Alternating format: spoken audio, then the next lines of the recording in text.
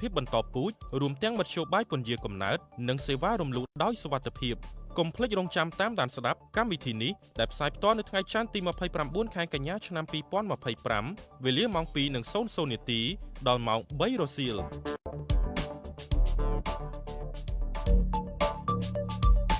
កម្មវិធីពិភាក្សាតុកមូលប្រធានបទការរៀបចំផែនការគ្រួសារនិងស្ត្រីមានពិការភាពតាមរយៈកម្មវិធីនេះលោកអ្នកនឹងបានដឹងអំពីដំណើរការនៃការថែរក្សាសុខភាពរបស់ស្ត្រីជាពិសេសសុខភាពបន្តពូជរួមទាំងមធ្យោបាយពន្យាកំណើតនិងសេវារំលោភដោយសុវត្ថិភាពកុំភ្លេចរងចាំតាមដានស្ដាប់កម្មវិធីនេះដែលផ្សាយផ្ទាល់នៅថ្ងៃច័ន្ទទី29ខែកញ្ញាឆ្នាំ2025វេលាម៉ោង 2:00 នាទីដល់ម៉ោង 3 រសៀល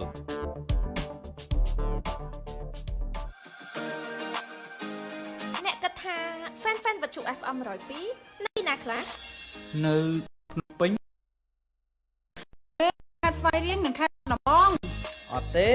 នៅខេត្តនៃតំបន់ភូមិភាគឦសានត្រូវជាតែខ្ញុំថាវត្ថុ FM 102អ្នកស្ដាប់ទូទាំងប្រទេស102ស្ថានីយ៍ផ្សាយបន្តរហូតដល់13ខេត្តបាត់ដំបងខេត្តស្វាយរៀងនិងកំពង់ចាមដោយស្ដាប់តាមរលកអាកាស102តែមួយដូចគ្នាស្ដាប់កម្មវិធីចម្រុះគ្រប់សេចក្តីត្រូវការល្ខោនដូចជាតើផ្សាយជូនលោកត្រូវការគ្រប់ទីកន្លែងថាចិត្តឬឆ្ងាយពាក់ព័ន្ធសហការការផ្សាយជាមួយវត្ថុ102តាមទូរស័ព្ទលេខ010 802 102និង012 802 102រាល់ថ្ងៃនេះខ្ញុំពិតជារវល់ខ្លាំងណាស់តែខ្ញុំមកចេះបែងចែកពេលវេលាដើម្បីបង្កើនពលិជីវិតរបស់ខ្ញុំចង់ដឹងទេងាយទេក្នុងមួយថ្ងៃខ្ញុំចំណាយពេលត្រឹមតែ60នាទីតែប៉ុណ្ណោះបើស្ដាប់វិទ្យុ FM 102មួយថ្ងៃត្រឹមតែ60នាទីក៏បានអារម្មណ៍ស្រស់ស្រាយបានទាំងសុខភាពផ្លូវចិត្តបានទាំងចំណេះដឹងនេះគឺជាប្រយោជន៍សម្រាប់ជីវិតប្រចាំថ្ងៃរបស់ខ្ញុំមិនច្រើនទេមួយថ្ងៃ60នាទីបើស្ដាប់វិទ្យុ FM 102និងតាមដានលើ Facebook ដែលមានឈ្មោះវិទ្យុជាអក្សរខ្មែរនិង FM ជាអក្សរឡាតាំងអូយជីវិតមានន័យហ្មងណាចាប់ពីថ្ងៃនេះទៅអ្វីដែលលោកអ្នកត្រូវការកំពុងរងចាំអ្នកនៅទីនេះហើយ102 Video Production ផ្ដល់ជូនលោកអ្នកនូវសេវាផលិតវីដេអូប្រកបដោយគុណភាពនិងវិជ្ជាជីវៈយើងមានទទួលផលិតវីដេអូផ្សាយពាណិជ្ជកម្មតាមទូរទស្សន៍និងនៅលើបណ្ដាញសង្គមវីដេអូរឿងខ្លីនិងកំប្លែងវីដេអូចម្រៀងគ្រប់ប្រភេទវីដេអូឯកសារវីដេអូជីវិតពិតនិងវីដេអូសិល្បៈកម្សាន្តផ្សេងទៀត102វីដេអូ Production មានក្រុមការងារដ៏ប៉ិនប្រសប់បច្ចេកទេសទាន់សម័យអត្ថបទពុំអារម្មណ៍និងមនោសញ្ចេតនាចំពោះប្រជាជនខ្មែរទូរស័ព្ទមកលេខ012 802 102 010 802 102សហការផលិតជាមួយ102 Video Production 102 Video Production ឆ្ពោះទៅមុខជាមួយអ្នកគ្រប់ពេលវេលាវិទ្យុ FM 102មានសេវាកម្មដូចជាផលិតកម្មវិធីវិទ្យុគ្រប់ទម្រង់និងតាមតម្រូវការផលិតផលទទួលផ្សាយពាណិជ្ជកម្មតាមវិទ្យុនិង Facebook ផលិត Spot វិទ្យុនិងវីដេអូផលិតរឿងវិទ្យុនិងវីដេអូផលិតកម្រងឯកសារនិងធាតុផ្សំសំខាន់នៃកម្មវិធីវិទ្យុសូមតាក់ទងមកលេខ012 802 102 010 802 102នៅពេលនេះម៉ោង 14 ម៉ោងនៅក្នុងបន្ទប់ផ្សាយវិទ្យុ FM 102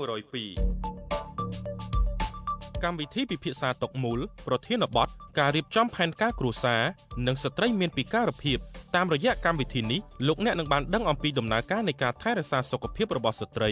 ជាពិសេសសុខភាពបន្តពូជរួមទាំងពន្យាកំណើតនិងសេវារំលោភដោយសុវត្ថិភាពកុំភ្លេចរងចាំតាមដានស្ដាប់កម្មវិធីនេះដែលផ្សាយផ្ទាល់នៅថ្ងៃច័ន្ទទី29ខែកញ្ញាឆ្នាំ2025វេលាម៉ោង 2:00 នាទីដល់ម៉ោង 3 រសៀល102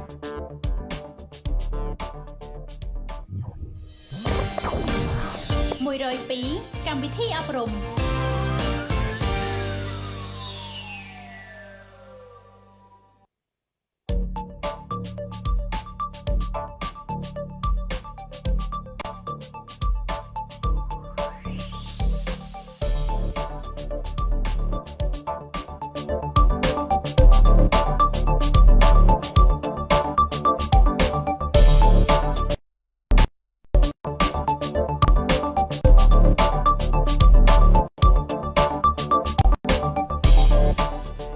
ចាជំរាបសួរលោកស្រីនាងកញ្ញាកម្មវិធីចាភាសាតុកមូលថ្ងៃនេះចា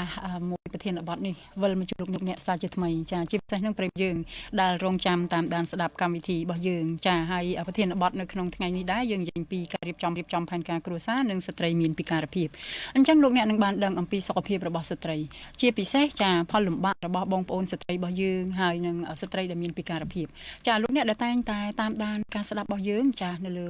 បណ្ដាញចានៅលើ Facebook page របស់វិទ្យុ FM 102ចាអសរខ្មែរ FM 102ជាអសរលតាំងជាពិសេសលោកអ្នកមួយចំនួនដែលតែងតែគ្រប់គ្រងការផ្សាយរបស់យើងចានៅលើរលកអាកាសវិទ្យុ FM 102ចាតាមស្ថានីយ៍ផ្សាយបន្តរបស់យើងកំពុងចាំស្វែងរកបាត់ដំបងជាពិសេសនឹងយើងមានផ្សាយនៅលើ app របស់យើងទៀត app My Channel Radio ចា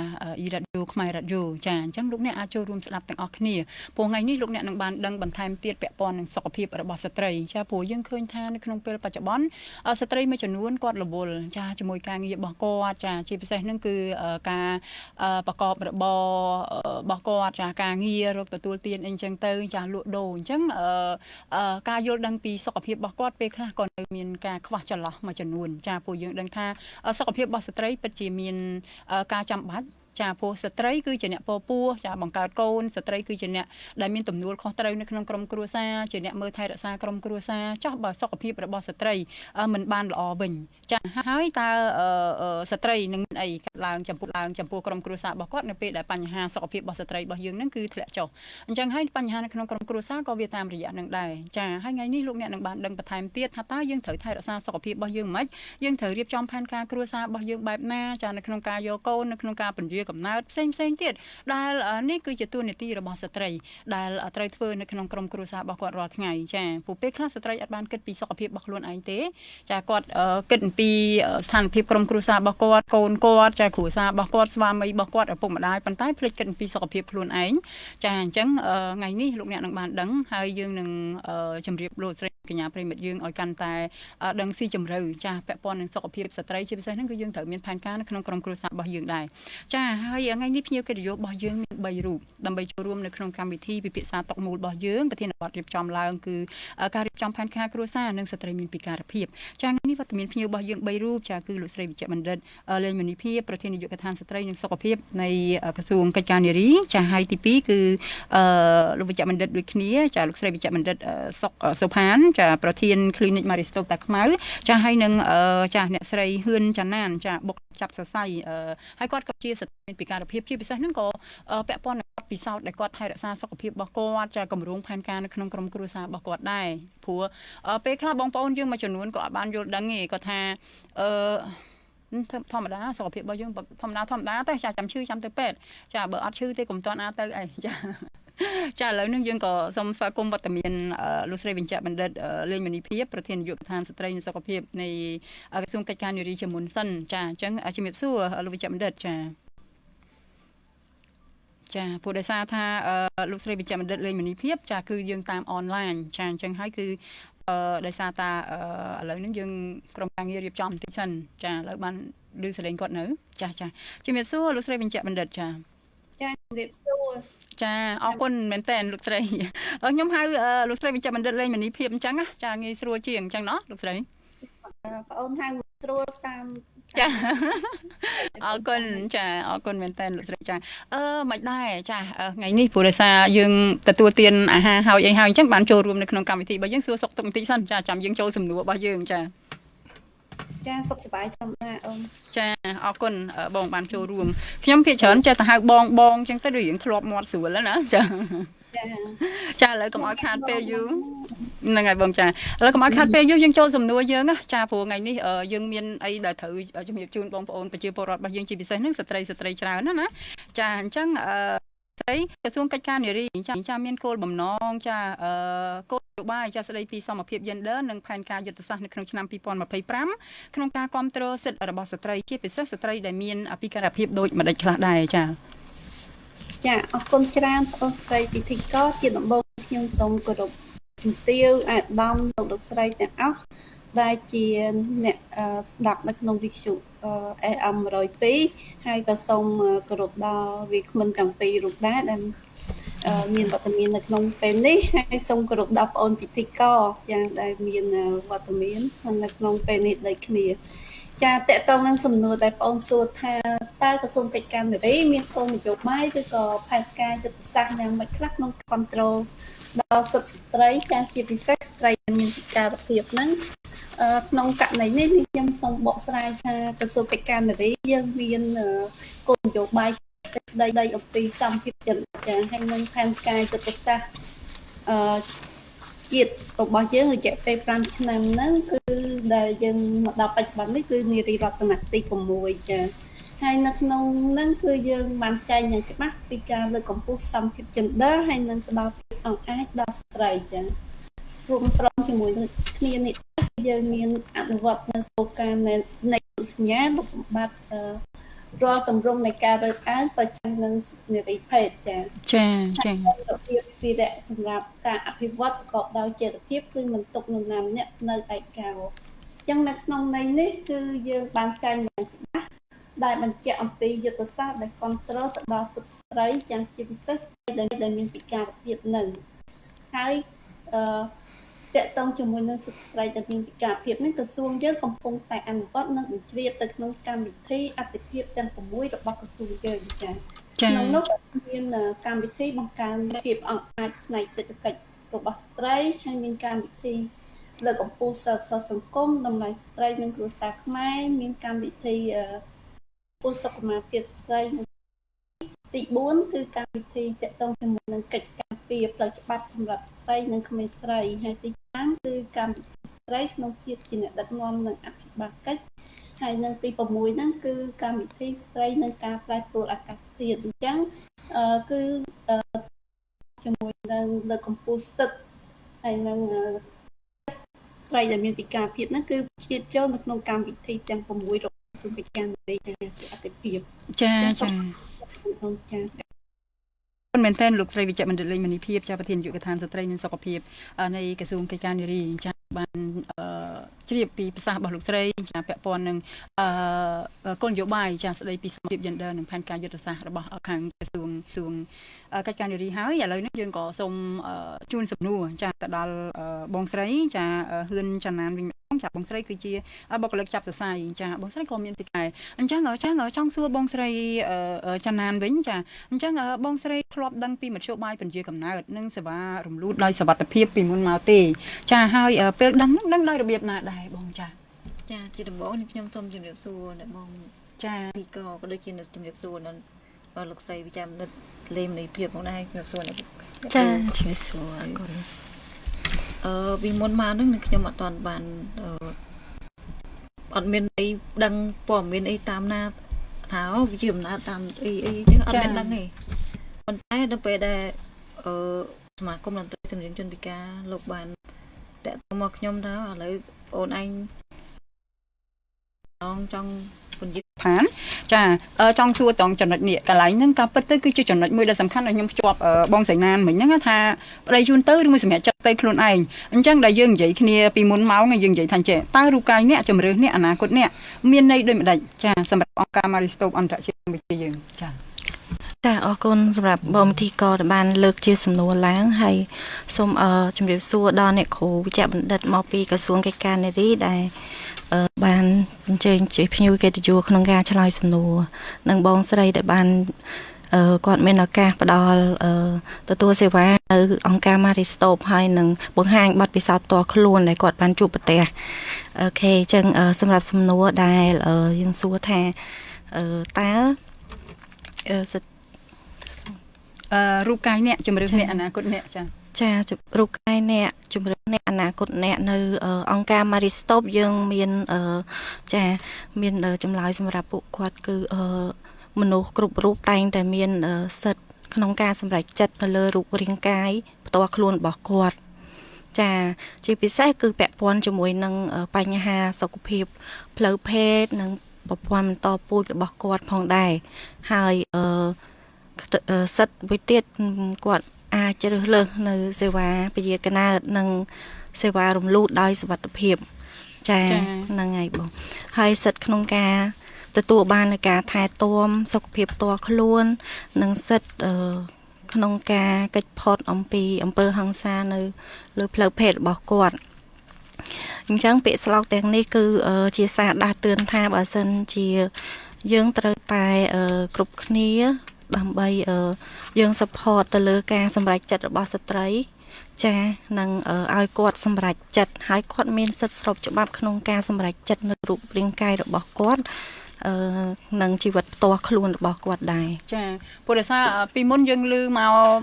លះហៀងដែរណាចាស្រីយើងនៅពេលដែលត្រូវការទៅពិនិត្យសុខភាពឬមួយក៏យើងប្រាប់ពីសេវាពជាកំណត់ខ្ញុំសួរគ្រូសាខ្ញុំសិនខ្ញុំសួរប្តីខ្ញុំសិនចាគាត់អត់អាចសម្រេចចិត្តនៅលើរូបរាងកាយរបស់គាត់ចិត្តគណិតរបស់គាត់សុខភាពរបស់គាត់គាត់មានការភ័យខ្លាចអញ្ចឹងហើយបាននៅខាង clinic Maristop ចាលើកជាពាក្យស្លោកនឹងមកដូចនៅគ្រូវិយលលោកស្រីនាងកញ្ញារបស់យើងអញ្ចឹងចាអរគុណចំពោះការឆ្លើយតបនឹងសំណួរទាំងនេះឥឡូវយើងងាកទៅចាប់អារម្មណ៍ចាការចូលរួមចារបស់លោកស្រីវិជ្ជបណ្ឌិតលេងមនីភាពវិញចាប្រធានយុវដ្ឋានស្ត្រីនិងសុខភាពនៃក្រសួងកិច្ចការនារីវិញចាលោកស្រីវិជ្ជបណ្ឌិតដើម្បីចូលរួមគ្រប់គ្រងចាដល់សិទ្ធិស្ត្រីដែលមានពិការភាពក្នុងការទទួលព័ត៌មានចំណេះដឹងនិងសេវាសុខភាពបន្តពូជតើខាងក្រសួងមានយន្តការបែបណាខ្លះដែរលោកស្រីចាវិជ្ជបណ្ឌិតចា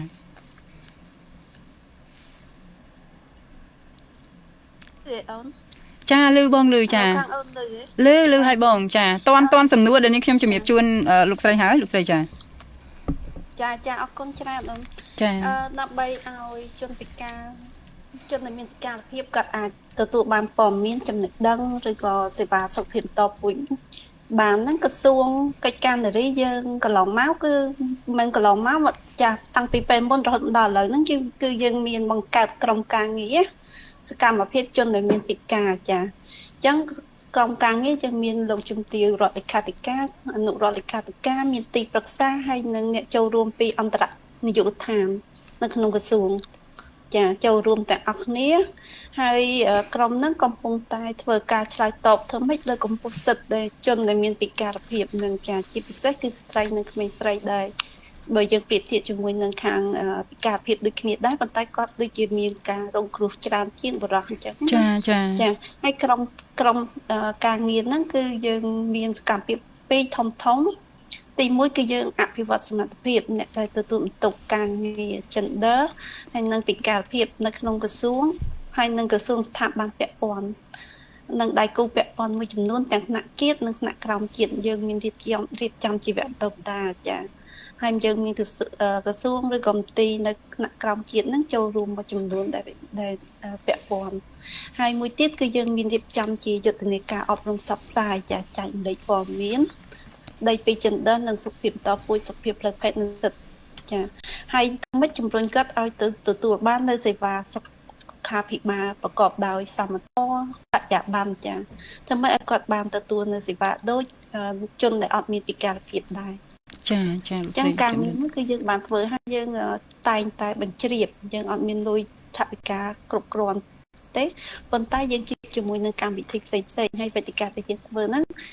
ភាគច្រើនគឺក្នុងមួយដងយើងធ្វើខ្ទង់200នាក់ទៅ225ឬ230នាក់ចាយើងធ្វើហ្នឹងនៅក្នុងចាលោកចន្ទទាអធិស្ឋានធ្វើនៅសហគមន៍ធ្វើនៅសហគមន៍ដែលយើងបោះដៃទៅឲ្យខាងមន្ទីរគាត់សហការជាមួយនឹងខាងអាជ្ញាធរមូលដ្ឋានរៀបចំជីវិតការដែលអាជ្ញាធរមូលដ្ឋានគាត់ជាអ្នកជួយក្នុងការប្រមូលប្រជាជនមកចូលរួមចាដូចអ្នកឃុំអ្នកអីចឹងទៅគាត់បោះដៃឲ្យមេភូមិមេអីហ្នឹងប្រមូលប្រជាជនមកចាភូមិដែលក្បែរហ្នឹងអីចឹងណា2 3ភូមិចឹងទៅចាយើងធ្វើនៅទីតាំងកន្លែងណាមួយអាចធ្វើនៅអ្នកឃុំឬក៏នៅក្នុងទីធ្លាសាលាដែលរៀងវាលឬក៏នៅក្នុងទីធ្លាវត្តអីចឹងណាកន្លែងដែលទលាអីចឹងចាហើយនៅពេលដែលយើងរៀបចំវេទិកាហ្នឹងគឺយើងមានថវិកាជាមួយខាងមណ្ឌលសុខភាពតែអញ្ចឹងមកចូលរួមជាមួយក្នុងករណីដែលមានព័ត៌មានខ្លះដែលចង់ដឹងច្រើនទាក់ទងជាមួយនឹងសេវានៅមណ្ឌលសុខភាពឬយ៉ាងម៉េចគឺយើងផ្ដល់ឱកាសជូនគាត់ឲ្យគាត់រៀបរាប់សេវារបស់គាត់ដែលមាននៅក្នុងមណ្ឌលសុខភាពនឹងចាអរគុណច្រើនចាចំពោះការលើកឡើងរបស់លោកស្រីវិជ្ជបណ្ឌិតចាយើងឃើញហើយនេះគឺជាផែនការចាហើយគឺយន្តការរបស់ក្រសួងដែលរៀបចំជាពិសេសហ្នឹងគឺលើកទឹកស្ត្រីដែលមានពិការភាពហើយនិងក្មេងស្រីធ្វើមិនក៏ដោយ បានន័យថាការថែរក្សាសុខភាពនេះគឺឲ្យចិត្តដៃពួកគាត់ចាតាមរយៈសហគមន៍តាមរយៈអីផ្សេងចាអញ្ចឹងបើចំពោះបងស្រីហ៊ឿនចាណានវិញអញ្ចឹងកន្លងមកបងធ្លាប់ដែលឮមធ្យោបាយពជាកំណើតនឹងអ្វីដែលខ្លះដែរឬមួយក៏គេហៅថាអញ្ចឹងពេលខ្លះពាក្យចចាមអារាមថាអូពជាកំណើតនឹងអត់ល្អណាប៉ះពាល់សុខភាពនេះអញ្ចឹងណាចាមានបញ្ហាប៉ះពាល់អញ្ចឹងបញ្ហាប៉ះពាល់អញ្ចឹងដែលដូចថាបង្អាក់អារម្មណ៍របស់យើងឲ្យយើងទៅពិនិត្យសុខភាពឬមួយក៏ទទួលសេវាពជាកំណើតអញ្ចឹងណាបងត្រីចាបងអរគុណតកតងនឹងការដឹងឮឬក៏ពីមជ្ឈដ្ឋានជុំវិញខ្លួនរបស់ខ្ញុំមកគឺធ្លាប់មាននេះដែរហ្មងធ្លាប់ចាគេនិយាយអីគេខ្លះដែរគេថាបើសិននិយាយពីឆ្នាំកាលណាតែផ្លិចមានអញ្ចឹងណាវាអញ្ចឹងហើយមួយទៀតបកងក្នុងសបូនតាមបើសិនចៃដន្យមានកូនទូលកងមកជាមួយអញ្ចឹងវាមានន័យថាអត់សុវត្ថិភាពចាហើយចុះមជ្ឈបាយអីផ្សេងទៀតដែលលឺនិយាយថាអូអានេះវាប៉ះពាល់អញ្ចឹងវាប៉ះពាល់អញ្ចឹងអីនិយាយអីទេឆ្នាំគ្រាប់ហ្នឹងថាប្រើយូរទៅជាស្វិតស្បូនវាទៅជាក្តៅក្នុងហើយធ្វើឲ្យយើងនឹងកើតជំងឺនេះជំងឺនោះអីផ្សេងអញ្ចឹងណាគ្រូចាអារម្មណ៍យើងក្នុងពេលហ្នឹងគឺយើងភ័យដែរប៉ុន្តែពេលមកបោម៉ារីស្តុបអស់ហើយភ័យបាត់អស់លេងចាអត់មានគេថាអីផ្សេងទៀតទេណាឡើយឧទាហរណ៍ថាថ្ងៃពជាកំណើតទៅពិបាកមើលស្អីទេដូចមិនអាចមានកូនបានឬមួយក៏យ៉ាងម៉េចផ្សេងទៀតអញ្ចឹងណាអានឹងឯងអ្នកគ្រូដែលគាត់ថាស្វិតស្បូនហ្នឹងវាមិនអាចមានកូនបានចាហ្នឹងហើយចាអូនេះវាពេលខ្លះវា20យើងដែរណាចាអាហ្នឹងចាអារាមពេលខ្លះ20ដែរតែមិនថាតែខ្ញុំទេខ្ញុំ20ដូចគ្នាដែរតែឲ្យពេលគេនិយាយអញ្ចឹងមក20ដែរហ្នឹងចា20អាចមានកូនបានទៀតចាឥឡូវជួយនីតិទៅអ្នកគ្រូខាង Maristop វិញអញ្ចឹងតើអង្គការ Maristop យើងមានបេសកកម្មអីខ្លះដើម្បីជួយគាំទ្រដល់ស្ត្រីចាជាពិសេសហ្នឹងស្ត្រីដែលមានពិការភាពក្នុងការរៀបចំផែនការគ្រួសារចាឥឡូវគេហៅថាសេវាសុខភាពផ្លូវភេទសេវាបន្តពូជរួមនឹងមធ្យោបាយពជាកំណើតនិងសេវារំលោភដោយសុវត្ថិភាពដែរចាបងដើម្បីជួយគាំទ្រដល់ស្ត្រីនិងស្ត្រីដែលមានពិការភាពក្នុងការរៀបចំផែនការគ្រួសារជាពិសេសជំរើសសេវាសុខភាពបន្តពូជមធ្យោបាយពជាកំណើតសេវារំលោភដោយសុវត្ថិភាពអង្គការ Maristop យើងបានយកចិត្តទុកដាក់យ៉ាងពិសេសចំពោះជនមានពិការភាពបងចាអញ្ចឹងរួមមានការឧបត្ថម្ភចំពោះមធ្យោបាយធ្វើដំណើរបានន័យថាគាត់ទៅទទួលសេវាហើយទៅក៏អត់អស់លុយហើយមកក៏អត់អស់លុយដែរអញ្ចឹងគាត់អាចទទួលមធ្យោបាយពជាកំណើតនៅ clinic ឬក៏ការព្យាបាលទាក់ទងនឹងបញ្ហាសុខភាពបន្តពូជរួមទាំងការរំលោភដោយសុវត្ថិភាពដោយឥតគិតថ្លៃបានន័យថាគាត់ត្រូវបានលើកលែងថ្លៃបង់សេវានៅក្នុង clinic របស់យើងហើយមួយទៀតទាក់ទងនឹងហេដ្ឋារចនាសម្ព័ន្ធរបស់ clinic របស់យើងគឺយើងធ្វើឲ្យមានភាពងាយស្រួលសម្រាប់គាត់ដោយគាត់បានលើកឡើងមិនអញ្ចឹងចាតាំងពីសន្តិសុខតាំងពីអ្នកទទួលភ្ញៀវតាំងពីអ្នកគ្រូលោកគ្រូគឺយើងផ្ដល់ភាពងាយស្រួលជូនគាត់ដើម្បីឲ្យគាត់ទទួលគេថាការធ្វើដំណើរចូលនិងធ្វើដំណើរចេញនឹងប្រកបដោយសុវត្ថិភាពយកចិត្តទុកដាក់ហើយយើងមានទាំងអទេសរុញសម្រាប់ជនពិការនៅតាមបន្ទប់ទឹករបស់យើងមានប្រកាន់ដែកសម្រាប់ជនពិការឲ្យគាត់បានចូលឲ្យមានភាពងាយស្រួលផងដែរចាហើយអ្នកផ្ដល់សេវារបស់យើងយកចិត្តទុកដាក់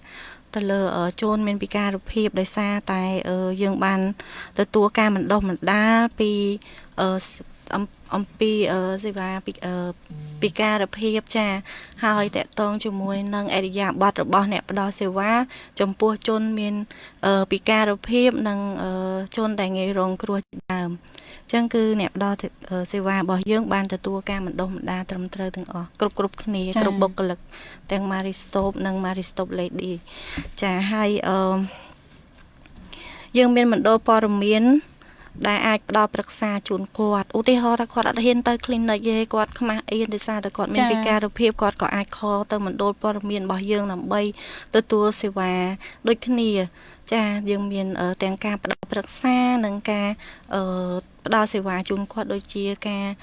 រំលោភដោយសុវត្ថិភាពដោយការប្រើថ្នាំមានការប្រើប្រាស់និយាយថាបើគាត់ចង់មាន ការវិជាកណាដោយប្រើប្រាស់ស្រោមអនាម័យគាត់អាចខទិញថ្នាំវិជាកណាអីជាដើមថ្នាំការពារកំណើតបន្ទាន់អញ្ចឹងយើងមានការលក់តាមអនឡាញនៅក្នុង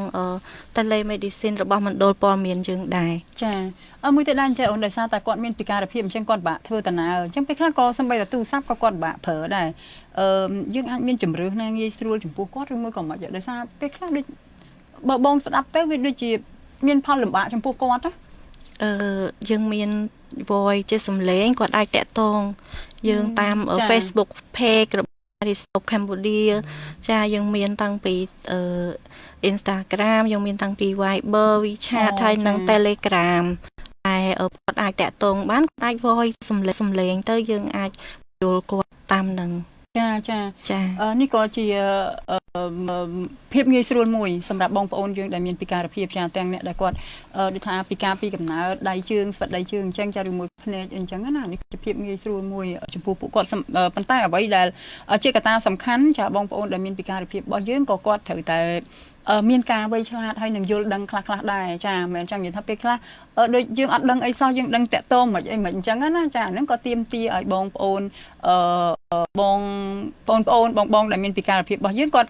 យល់ដឹងពីបច្ចេកវិទ្យាតិចតួចអីដែរចាំមិនបាច់ច្រើនណាចាតិចតួចគឺឲ្យតែងាយស្រួលចំពោះពួកគាត់ចាអស់ណាអូនឬមានចាគាត់អាចនៅក្នុងមណ្ឌលព័ត៌មានរបស់យើងដែរបន្ទាប់ពីការផ្ដល់ប្រឹក្សាដែលយកចិត្តទុកដាក់ក៏គាត់អាចខលណាត់ទៅផ្ដល់សេវានៅតាម clinic ដែលយើងមាន8ទីតាំងនៅទូទាំងរាជធានីខេត្តអញ្ចឹងយើងមាននៅ clinic សាខាច្បារអំពៅសាខាសែនសុខសាខាតាខ្មៅសាខាសៀមរាបសាខាស្វាយរៀងកំពង់ធំបាត់ដំបងហើយនិងប៉ោយប៉ែតអញ្ចឹងយើងបង្កើតសាខាទាំងអស់ហ្នឹងមកដើម្បីងាយស្រួលដល់ការស្វែងរកការព្យាបាលដែលអាចគាត់នៅតាមខេត្តក៏គាត់អាចទទួលសេវានឹងដែរហើយមួយទៀតយើងមានបណ្ដាញអ្នកផ្ដល់សេវារបស់យើងដែលហៅកាត់ថា Maristop Lady អញ្ចឹងគាត់បានទទួលការបណ្ដុះបណ្ដាលទាំងបុគ្គលិក clinic ហើយនិង Maristop Lady ហ្នឹងគឺគាត់មានជំនាញនិងវិជ្ជាជីវៈដោយក្រមសីលធម៌ដើម្បីផ្ដល់សេវាជូនជនមានពិការភាពនឹងនៅទូទាំងព្រះរាជាណាចក្រកម្ពុជារបស់យើងចាអរគុណមែនតើចាលោកស្រីចាដែលបានផ្ដល់ជាការឆ្លើយតបចាជូនដល់បងប្អូនប្រជាពលរដ្ឋរបស់យើងជាពិសេសប្រជាពលរដ្ឋរបស់យើងដែលមានពិការភាពចាងាយស្រួលនៅក្នុងអារម្មណ៍របស់ខ្ញុំណាប្រិមិត្តណាចាខ្ញុំតែងតែសម័យថានឹងមានអង្គការនឹងមានក្រសួងហើយឥឡូវយើងឃើញហើយទាំងក្រសួងកិច្ចការនារីចាទាំងអង្គការ Maristop បានលើកទឹកចិត្តដល់បងប្អូនប្រជាពលរដ្ឋរបស់យើងជាពិសេសនឹងស្ត្រីដែលមានពិការភាពហើយនឹងក្មេងស្រីចាមិនមែនតែស្ត្រីដែលមានពិការភាពទេអត់ពិការភាពក៏លើកទឹកចិត្តដូចគ្នាដែរចាប៉ុន្តែព្រោះយើងចង់ផ្ដោតលើស្ត្រីមានពិការភាពចាគឺមានទាំងសេវាពីគ្រោះយោបល់ផ្នែកសុខភាពគឺច្រើនមែនទែនចាដែលខាងក្រសួងកិច្ចការនារីចានិងក្រសួងពាក់ព័ន្ធផ្សេងទៀតចារួមទាំងអង្គការ Maristop លើកទឹកចិត្តដល់បងប្អូនប្រជាពលរដ្ឋរបស់យើងជាពិសេសហ្នឹងស្ត្រីដែលមានពិការភាពហើយនឹងក្មេងស្រីចាឥឡូវសូមងាកមកខាងលោកស្រីបញ្ជាក់បណ្ឌិតចាលេងមនីភាពវិញចាខាងក្រសួងកិច្ចការនារីវិញចាអញ្ចឹងកន្លងមកលោកស្រីបញ្ជាក់បណ្ឌិតតើក្រសួងបានជួបឧបសគ្គឬមួយក៏ផលលំបាកអីខ្លះដែរចានៅពេលដែលស្ត្រីជាពិសេសហ្នឹងគឺបងឬមួយក៏ប្អូនស្ត្រីរបស់យើងដែលមានពិការភាពគាត់អត់អាចមានសិទ្ធិទេសម្រាប់នៅលើខ្លួនគាត់ណាចាឬមួយក៏អនាគតរបស់គាត់ទេក្នុងការរៀបចំផែនការពេលខ្លះគឺគាត់អត់ដឹងថាសម្រាប់មិនហ្មងចាគាត់ថារងចាំក្រុមគ្រួសាររបស់គាត់ឬមួយក៏គ្រួសាររបស់គាត់ចាគ្រួសាររបស់គាត់អញ្ចឹងតើក្រសួងជួបផលលំបាកអីខ្លះដែរចាលោកស្រីវិជ្ជបណ្ឌិតចាអរគុណបងអូនចាអរគុណច្រើនបងសំពូសំណួរហ្នឹងហើយកន្លងមកតាមរយៈបទពិសោធន៍ការងារដែលយើងធ្វើកន្លងមកយើងឃើញថានៅពេលដែលស្ត្រីមានពិការភាពហ្នឹងក៏មានសិទ្ធិសម្រេចលើខ្លួនប្រាំគាត់ឬក៏អនាគតរបស់គាត់បានណាចាឧបសគ្គរបស់គាត់គឺគាត់អាចជ្រើសរើសរកដៃគូអនាគតគាត់ហ្នឹងដោយខ្លួនឯងបានទេជួនកាលអាណាព្យាបាលឬក៏មេដាបៃតាអីជាអ្នកសម្រេចចិត្តជំនួសគាត់អញ្ចឹងណាហើយតបមកគាត់អាចរងនៅការរើសអើងឬក៏ងាយពីសំណាក់ក្រុមគ្រួសារសង្គមដែលដូចថាចាត់ទុកថាគាត់មិនអាចខ្លាយជាម្ដាយល្អទេមិនអាចបង្កើតគ្រួសារបានចង់និយាយចឹងណាហើយពេលខ្លះថែមដូចថាខ្លាចគាត់មានការលំបាកនៅពេលដែលគាត់មានគ្រួសារហើយដូចថាស្ត្រីត្រូវការមានការពោលពោះ ត្រូវការបង្កើតកូនអីចឹងណា ចា រហូតដល់មេដាបៃតាខ្លះហ្នឹងគឺយកគាត់ហ្នឹងទៅធ្វើកម្មវិធីដែលមិនឲ្យមានកូនណានៅពេលដែលគាត់វាមានអីចាចឹងគាត់ប្រឈមនៅបញ្ហាគាត់មានបញ្ហាច្រើនហើយពេលខ្លះគាត់ក៏រងនៅអំពើហិង្សាចាទាំងផ្លូវកាយទាំងផ្លូវចិត្តផ្លូវភេទគឺគាត់ប្រឈមច្រើនជាមួយនឹងបើប្រៀបធៀបជាមួយអ្នកដែលអត់មានពិការភាពចាហើយបើសិនជាតកតងការពីផ្នែកផ្លូវច្បាប់វិញគាត់ក៏ដូចជាមិនសូវបានទទួលដែរដោយសារភាគច្រើនគឺគាត់អត់បានទៅរៀនសូត្រអត់មានការយល់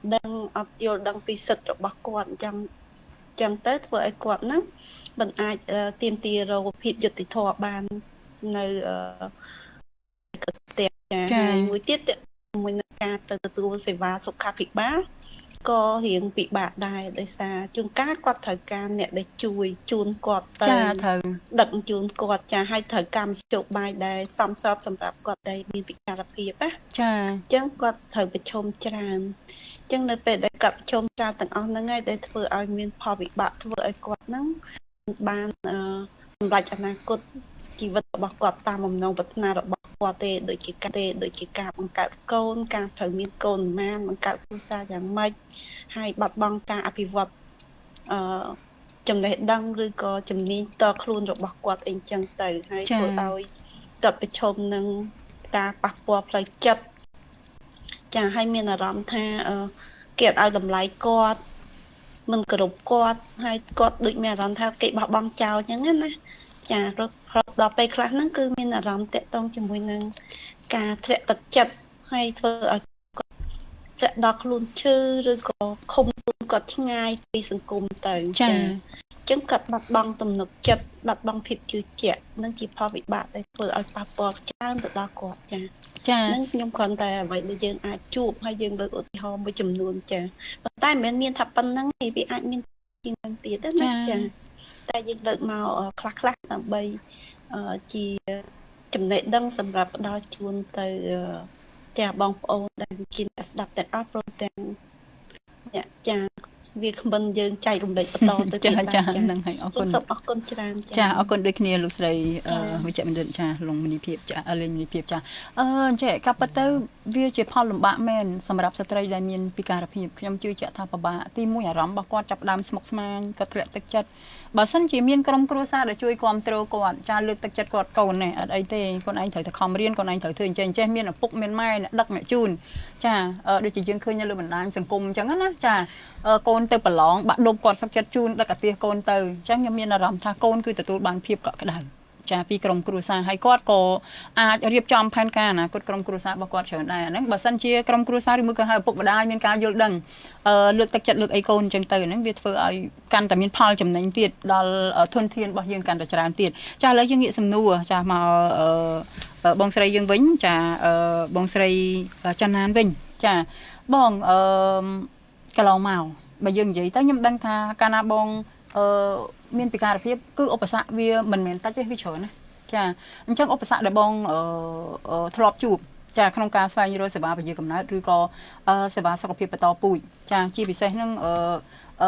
ចំពោះបងដែលជាស្ត្រីមានពិការភាពទៀតបងគិតថាអ្វីខ្លះដែលជាឧបសគ្គហើយបងធ្លាប់ជួបមកណាចាពេលខ្លះយើងជួយចាប់ដែរបងចាអាចជំរាបជូនប្រិយមិត្តយើងបន្តិចចាអរគុណច្រើនបងពីមុនដែលខ្ញុំបានទទួលសេវាពីខាង Money Stop ហ្នឹងគឺអារម្មណ៍ខ្ញុំគឺអត់ស្រឡះណាបងចាមានន័យថាដូចខ្លាចតែមានកូនចាហើយអញ្ចឹងគឺប្រើអាតេសនឹងរហូតចាខ្ញុំឆ្ងល់ដែរមិនក៏អារម្មណ៍ខ្លាចតែមានកូនបើយើងចង់និយាយថាចេះការមានកូនវាជាកត្តាសំខាន់របស់ក្រុមគ្រួសារហើយមិនបានចេះតែខ្លាចចាហេតុអីអត់ចង់យកកូនឬមួយក៏មិនមិនអត់ចង់ឲ្យបងប៉ុន្តែលទ្ធភាពយើងមានផែនការយើងមានចា plan យើងច្បាស់លាស់ពីអ្នកគ្រួសារហ្នឹងចាដល់ពេលអញ្ចឹងយើងភាសាគ្នាទៅយកតែមួយនឹងសិនទៅបានហើយប៉ុន្តែអត់ទាន់បានទទួលសេវាហ្នឹងគឺចេះអភ័យចា ចេះភ័យខ្លាចក៏មានខ្ញុំទៅសើបងស្រីដែលគាត់ខ្ញុំចង់និយាយថាចេះគាត់ពិការភាពមែនចាភ្នែកគាត់មើលអត់ទៅឃើញមែនណាប្រិមិត្តយើងប៉ុន្តែគាត់មានផែនការគ្រួសារគាត់បានច្បាស់លាស់ខ្ញុំជំរាបជូនលោកស្រីប្រិមិត្តយើងចេះចោះណាចាដែលគាត់មានគម្រោងផែនការចំពោះខ្លួនគាត់នេះដែលជាស្ត្រីដែលមានពិការភាពនេះគាត់ថាខ្ញុំសឹកចិត្តយកកូនមួយខ្ញុំពជាកំណើតសិនចាដើម្បីមិញដូចភាសាបងនិយាយចឹងខ្លាំងចាំកូនអត់រួងខ្លាំងចាំកូនអត់កើតចាណាមួយសម័យឥឡូវនេះគឺបើសិនជាយកបរិមាណកូនច្រើនអត់កើតទេចាទី2តាមអត់ទាន់សាលារៀនចាគឺចាំបាច់ត្រូវមានចំណេះដឹងអញ្ចឹងកាលណាយើងកូនយើងអត់មានចំណេះដឹងគេគឺចប់ហើយចាហើយឧបសគ្គអីផ្សេងទៀតដែលជួបប្រទេសឥឡូវឧទាហរណ៍ថាមុនបងយើងអត់ទាន់បានសេវាពជាកណោតមានខ្ញុំសួរអញ្ចេះណាទី1ការធ្វើដំណើរទី2ការស្វែងរកទីតាំងទី3ទៀតគិតថាគ្រូពេទ្យគេអត់ទទួលយើងឬមួយក៏គេពិបាកនិយាយជាមួយយើងមិនដឹងស្អីអាហ្នឹងអ្វីខ្លះដែលបងជួបប្រទេសពិបាកហ្មងបងចាដូចខ្ញុំជំរាបបងខាងដើមខ្ញុំអារម្មណ៍ភ័យទី1ចាទី2លទ្ធភាពយើងប៉ុណ្ណេះហ្នឹងហើយមើលទៅឧទាហរណ៍ថាខាងសមាគមលោកបានប្រាប់នេះណាថាមកស្តុបអញ្ចឹងណាចាប៉ុន្តែជុំបែរដូចគេរៀងត្រែនដែរឥឡូវមុនទៅជួបមករីស្តុបខ្ញុំសួរសិនមានអត់ហ៊ានទៅទេអត់ហ៊ានទៅទេប៉ុន្តែបានទៅរកសេវាព្យាបាលនៅមន្ទីរពេទ្យរដ្ឋយើងដែរអត់អានោះឧបសគ្គចាអាហ្នឹងទៅចាទៅមិនវិញមិនមែនអត់និយាយរឿងនេះអីរឿងពេទ្យរឿងអីតែនិយាយសំខាន់ឧបសគ្គរបស់បងចាគឺពិបាកក្នុងការធ្វើដំណើរទៅក្នុងនិយាយអស់ទៅបុកឃីងហើយគឺគេអត់ស្មោះត្រង់យើងមានន័យថាតម្លៃប៉ុណ្ណេះគេថាប៉ុណ្ណោះអាហ្នឹងអញ្ចឹងហើយពិបាករកទីតាំងទៅគាត់បើថាយើងល្ងិត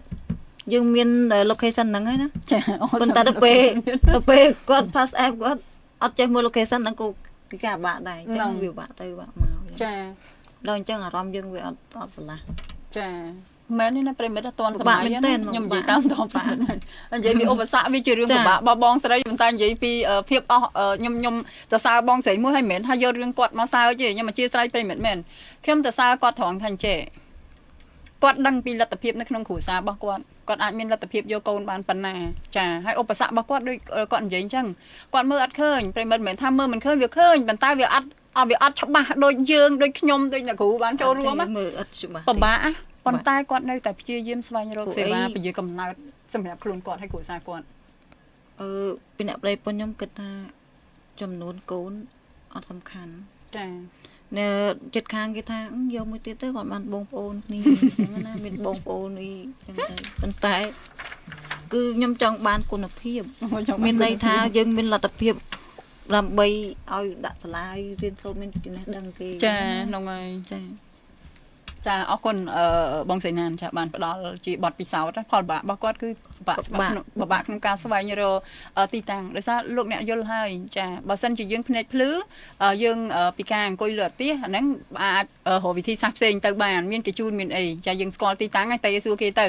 ចាប៉ុន្តែបងដើរបានទីតាំងមើលអត់ឃើញចាអញ្ចឹងលោកអ្នកសួរចាអារម្មណ៍របស់ខ្លួនឯងមិនថាអារម្មណ៍ខ្ញុំរបស់ប្រិមិត្តខ្ញុំមិនអាចជំរាបជូនថាឲ្យវាច្បាស់យ៉ាងម៉េចអីយ៉ាងម៉េចប៉ុន្តែគាត់សូមឲ្យប្រិមិត្តយើងគិតខ្លួនឯងណាចាទោះបីជាមានពិការភាពមែនប៉ុន្តែនៅតែប្រឹងស្វែងរកសេវាពន្យាកំណើតអានេះគេហៅថាការរៀបចំផែនការគ្រួសាររបស់បងស្រីហ្នឹងចាគាត់មានការរៀបចំផែនការរបស់គាត់អរគុណមែនតើបងចំពោះការជំរាបជូនប្រិមិត្តយើងនៅផលលំបាកឬមួយឧបសគ្គឥឡូវបំបីសំណួររបស់យើងទៅខាងMaristopវិញចាអញ្ចឹងចំពោះទីតាំងផ្ដល់អីមិញអ្នកគ្រូជំរាបជូនហើយពាក់ព័ន្ធនឹងទីតាំងចា8ទីតាំងចាដែលខាងMaristopមានជូនដល់បងប្អូនប្រជាពលរដ្ឋរបស់យើងចាជាពិសេសស្ត្រីមានពិការភាពចាអញ្ចឹងនេះវិញឥឡូវខ្ញុំសូមចូលទៅសំណួរមួយទៀតវិញណាគ្រូចាតើអ្នកផ្ដល់សេវានៅMaristopហ្នឹងត្រូវសុំការអនុញ្ញាតពីដៃគូស្ត្រីមុនពេលផ្ដល់សេវាពជាកំណើតឬសេវារំលូតដោយសុវត្ថិភាពអត់ចាជាធម្មតាយើងត្រូវសួរគេមុនណាចាសុំអនុញ្ញាតណាគ្រូអូនបងសុំចុះណាចាជំរាបជូនប្រិមិត្តយើងចាណាគ្រូចាបងនៅclinic អង្គការ Maristop ទាំងអស់ទាំងនៅ Maristop Lady ផងដែរចាយើងគ្រប់គ្រងរាល់ការសម្រេចចិត្តរបស់ស្ត្រីព្រោះវាជាសិទ្ធិស្របច្បាប់របស់គាត់យើងគាត់មានសិទ្ធិក្នុងការសម្រេចចិត្តយើងគ្រាន់តែមានទួនាទីបញ្យលផ្ដល់ប្រឹក្សាជូនគាត់អំពីមធ្យោបាយពជាកណាឬក៏សេវារំលូតដោយសុវត្ថិភាព ផ្ដល់ជំរឿសជូនគាត់ទេប៉ុន្តែគាត់ស្ត្រីគាត់គឺជាអ្នកសម្រេចចិត្តចាអញ្ចឹងគឺសម្រាប់អ្នកគ្រូពេទ្យគឺតែងតែសួរទៅលើការសម្រេចចិត្តរបស់ស្ត្រីតែមួយមុខគាត់អត់រងចាំសួរអ្នកណាផ្សេងក្រៅពីគាត់ទេចាតែដល់នេះគាត់អត់អាចសម្រេចចិត្តបានគាត់ថាទៅហៅគ្រូសាខ្ញុំចូលមកសិនណាគ្រូអ្នកពេលខ្លះយើងអាចឲ្យគាត់ចូលជាមួយគ្នាដោយសារតែគាត់ពិបាកអីចឹងទៅហ្នឹងហើយពេលខ្លះតតាស្ត្រីនឹងគាត់សម្រេចចិត្តថាឲ្យគ្រួសារគាត់ចូលដែរបានអ្នកគ្រូអនុញ្ញាតដែរអញ្ចឹងសរុបជារួមការសម្រេចចិត្តគឺនៅលើស្ត្រីតែម្នាក់ឯងបងចាអរគុណមែនតើអ្នកគ្រូចាបានផ្ដល់ជាបទពិសោធន៍ជូនដល់ប្រជាពលរដ្ឋរបស់យើងចាជាពិសេសហ្នឹងស្ត្រីក្នុងការរមជ្ឈបាយពជាកណើតចាឬមួយក៏សុំការអនុញ្ញាតជាធម្មតាហ្នឹងគឺជាក្រុមសិលហរបស់ក្រុមគ្រូពេទ្យចាគ្រប់ទាំងអស់មិនថាតានាងខ្ញុំមិនថាតែអីស្បីតែខ្ញុំសម្ភាសបងសៃណាក៏ខ្ញុំត្រូវសុំការអនុញ្ញាតគាត់ដែរបងសុំសម្ភាសមួយថ្ងៃបានអត់ឥឡូវយើងមានថតវីដេអូថតអីចឹងតោះតែមានការអនុញ្ញាតពីគាត់ដែរចាឥឡូវយើងងាកទៅខាងក្រសួងកិច្ចការយើងវិញចាព្រោះដោយសារអ្នកគ្រូក៏ជំរាបជូនច្រើនបងស្រីណានក៏ជំរាបជូនពីបទពិសោធន៍នឹងច្រើនឥឡូវយើងទៅខាងក្រសួងយើងវិញចា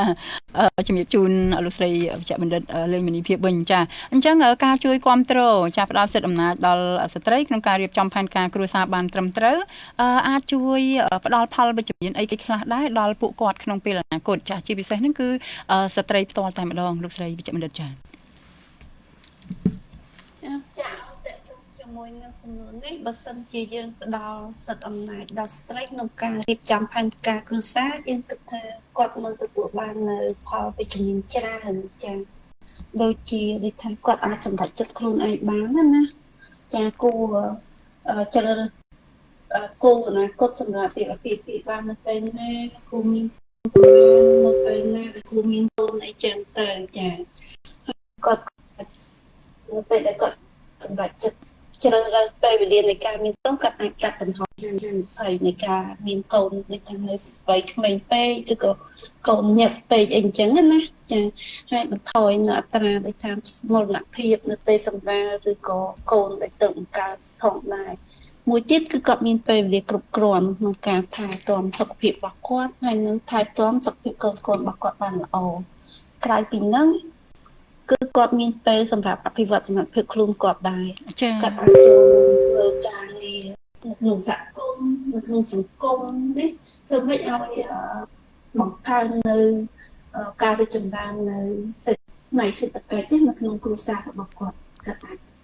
កាត់បន្ថយនៅភាពក្រីក្រហើយធ្វើឲ្យគ្រួសារគាត់នឹងរស់នៅមានជីវភាពសមរម្យនេះអាចមានគុណភាពជីវិតជាមុនចាអញ្ចឹង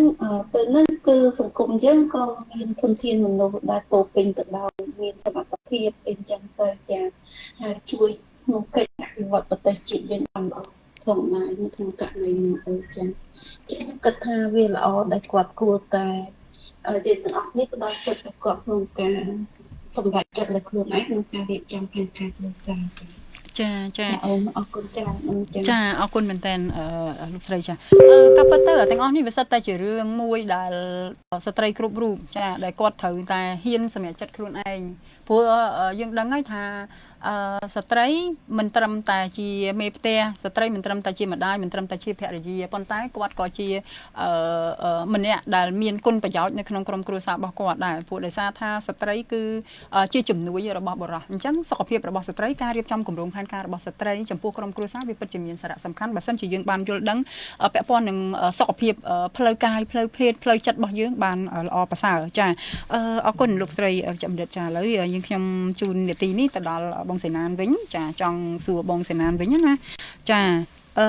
បងស្រីបានជំរាបជូនហើយថាហេតុអីបានបងត្រូវជ្រើសរើសសេវាពជាកំណត់ដោយសារតែបងស្រីគាត់គិតពីលទ្ធភាពក្នុងការចិញ្ចឹមបីបាច់ថែរក្សាកូនគាត់ដែរចាអញ្ចឹងបើសិនជាបងចាមិនបានទទួលសេវាពជាកំណត់វិញឥឡូវយើងសួរចេះវិញណាបងគិតថាបងអាចមានបញ្ហាប្រឈមអីខ្លះដែរចំពោះខ្លួនឯងហើយនឹងក្រុមគ្រួសាររបស់យើងអញ្ចឹងចាអរគុណច្រើនបងចាបើរឿងបញ្ហាប្រឈមហ្នឹងគឺខ្លាំងហ្មងចាមានន័យថាគឺលទ្ធភាពចិញ្ចឹមបីបាច់កូនហ្នឹងគឺអត់បានល្អមានន័យថាយើងត្រូវបាត់បង់ ម្នាក់អីដើម្បីមកមើលថែកូននឹងចាអញ្ចឹងគឺបន្ទុកគ្រួសារទៅធ្លាក់លើគ្រួសារនោះចាហើយមួយទៀតអាចនឹងមានបញ្ហាហិង្សាដែរ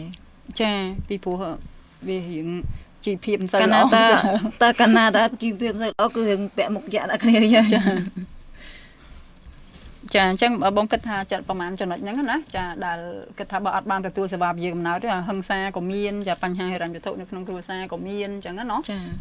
អញ្ចឹងទាំងអស់នេះវាសុទ្ធតែជារឿងមួយដែលស្ត្រីត្រូវគិតទាំងអស់នេះស្ត្រីជាអ្នកគិតទាំងអស់ចាគឺយើងអ្នកសម្រេចចិត្តហ្នឹងចាស្ត្រីហ្មងជាអ្នកសម្រេចចិត្តបើសិនជាស្ត្រីខ្លួនយើងមិនបានសម្រេចចិត្តទេមានអ្នកណាមកជួយយើងទេចាអត់ហ្មងចាឥឡូវខ្ញុំជូននីតិទៅអ្នកគ្រូខាងម៉ារីស្តូបវិញចាព្រោះដោយសារយើងដឹងហើយយើងបានជំរាបជូនប្រិមិត្តយើងច្រើនពាក់ព័ន្ធនឹងការផ្ដល់សេវាផ្ដល់អីអញ្ចឹងណាឥឡូវនេះគ្រូយើងទាញពីគុណប្រយោជន៍របស់វាវិញយើងគិតថាតើមានសារៈប្រយោជន៍អីខ្លះចំពោះសេវាពន្យាកំណើតហ្នឹងព្រោះយើងបើយើងគិតទៅដូចបងនិយាយចឹងកាត់បន្ថយការហិង្សាកាត់បន្ថយហិង្សាក្នុងគ្រួសារហិរញ្ញវត្ថុឥឡូវយើងនិយាយពីគុណប្រយោជន៍នៃការពន្យាកំណើតវិញតើវាមានគុណប្រយោជន៍អីណាដែរគ្រូដាក់ឲ្យចំធំចាបងនិយាយទៅគ្រប់សេវាពន្យាកំណើតទាំងរយៈពេលវែងរយៈពេលខ្លីចាទាំងធម្មជាតិទាំងបែបទំនើបអីហ្នឹងសិតតែមានអត្ថប្រយោជន៍របស់វារៀងៗខ្លួនហើយអញ្ចឹងអត្ថប្រយោជន៍ជារួមរបស់សេវាពន្យាកំណើតហ្នឹងគឺយើងអាចមានកូនតាមប្រាថ្នាមិនមែនជាការចៃដន្យណាចាអញ្ចឹងសុខភាពបន្តពូជរបស់ស្ត្រីហ្នឹងគេនិយាយថាមានសុខភាពល្អចាហើយជួយឲ្យម្ដាយនិងកូនក៏មានសុខភាពល្អដែរចាអាចកាត់បន្ថយអត្រាមរណភាពរវាងម្ដាយហើយនិងកូនកំឡុងពេលពោះហើយនិងសម្រាលចាព្រោះតែពេលណាគាត់អាចពជាកំណើតបានទៅគាត់មានន័យថាគាត់សុខភាពល្អណាអញ្ចឹងតកតងជាមួយនឹងសុខភាពទាំងម្ដាយទាំងកូនពេលពោះពេលសម្រាលហ្នឹងក៏ល្អទៅតាមនឹងដែរព្រោះគាត់មានពេលថែខ្លួនហើយសម្រាប់ស្ត្រីវិញបើសិនជាគាត់បានទទួលសេវាពជាកំណើតអញ្ចឹងគាត់អត់សូវរវល់នៅផ្ទះមើលកូនច្រើនទេគាត់មានឱកាសចេញទៅធ្វើការរកស៊ីនៅខាងក្រៅចូលរួមក្នុងសង្គមដើម្បីទទួលបានប្រាក់ចំណូលបន្ថែមចូលមកក្នុងគ្រួសាររបស់គាត់ដោយបងចនានិយាយចឹងដល់មានកូនច្រើនត្រូវបិទម្នាក់ដើម្បីមើលកូនហើយអញ្ចឹងគាត់មានអាទិភាពក្នុងការរកប្រាក់ចំណូលទៀតចាអញ្ចឹងគឺល្អចាមួយទៀតឪពុកម្ដាយរបស់គាត់មានពេលវេលាគ្រប់គ្រាន់ក្នុងការបីបាច់ថែទាំកូនតូចចាកូនតូចដែលគាត់មាននឹងហើយគាត់ពជាកំណើត3ឆ្នាំទៅ5ឆ្នាំក្រោយគាត់អាចមានពេលវេលាគ្រប់គ្រាន់ផ្ដល់ភាពកក់ក្ដៅអញ្ចឹងកូនគាត់ក៏មានភាពកក់ក្ដៅទទួលក្ដីស្រឡាញ់ពីឪពុកម្ដាយរបស់គាត់អញ្ចឹងទៅហើយស្ត្រីដូចជាបងសែនចនាគាត់មានពិការភាពហើយអញ្ចឹងបើសិនជាគាត់មានកូនមួយហើយមួយទៀតមើលអត់ឃើញទៀតនឹងចាប់ណាទុកណីទេពិបាកមែនតើបងចាអញ្ចឹងធ្វើឲ្យគាត់នឹងមានការសុបាយចិត្តចាវាថាក្នុងខ្លួនយើងដឹងថាមានអីការពារហើយអត់ដូចអ្វីពីមុនដែលយើងអត់មានអីការពារគឺយើងភ័យណាបងចាព្រោះស្អាតឥឡូវយើងមានសេវាពជាកំណើតវាទូលំទូលាយហើយសំខាន់គឺបងប្អូនប្រជាពលរដ្ឋរបស់យើងស្ត្រីដែលមានពិការភាពទេគឺគាត់ត្រូវយល់ដឹងពាក់ព័ន្ធនឹងបញ្ហាហ្នឹងចាមួយទៀតសម្រាប់ស្ត្រីបើគាត់ដូចបងចនាអញ្ចឹងគាត់ចង់រៀនតរៀនអីទៀតក៏គាត់អាចមានឱកាសទៅរៀនតបានចាដើម្បីយកចំណេះដឹងមកអភិវឌ្ឍគ្រួសាររបស់គាត់ដូចគ្នាអញ្ចឹងគឺការសម្រេចចិត្តរបស់គាត់ពិតជាត្រឹមត្រូវបងចាឥឡូវយើងចូលពីសេវាពជាកំណើតវិញចាយើងបាននិយាយពីសារៈសំខាន់ហើយអីហើយណាឥឡូវយើងនិយាយពីមធ្យោបាយពជាកំណើតមានប្រមាណភេទមិញអ្នកគ្រូនិយាយមិញថាមានរយៈពេលខ្លីរយៈពេលវែងណាអញ្ចឹងយើងចង់ប្រាប់ថាមធ្យោបាយពជាកំណើតនឹងវាមានពជាកំណើតអីគេខ្លះដែរចាជំរាបជូនប្រិមិត្តយើងចាជាទូទៅមធ្យោបាយពជាកំណើតវាមានគេមុនដំបូងគេចែកចេញជា2មានការពជាកំណើតតាមបែបធម្មជាតិនិងបែបទំនើបអញ្ចឹងធម្មជាតិមានដូចជាការប្រើប្រាស់ប្រតិទិនទៅលើស្ត្រីដែលមានរដូវទៀងទាត់ហើយនិងការបំបើកដោះកូនចាហើយបែបទំនើបវិញវាមានចែកចេញជា2ទៀតមានរយៈពេលវែងនិងរយៈពេលខ្លីចារយៈពេលវែងយើងមានមធ្យោបាយអរម៉ូននិងអត់អរម៉ូនអញ្ចឹងរយៈពេលវែងហ្នឹងយើងមានកងក្រោមស្បែក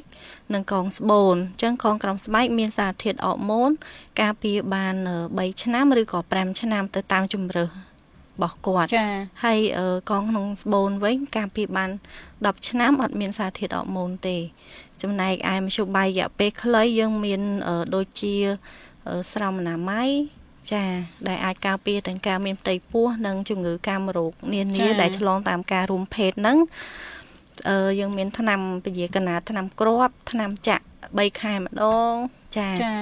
យើងមានថ្នាំការពារកំណើតបន្ទាន់ដែលគេធ្លាប់ហៅថាថ្នាំ72ម៉ោងអីចឹងណាបងចាហ្នឹងហើយ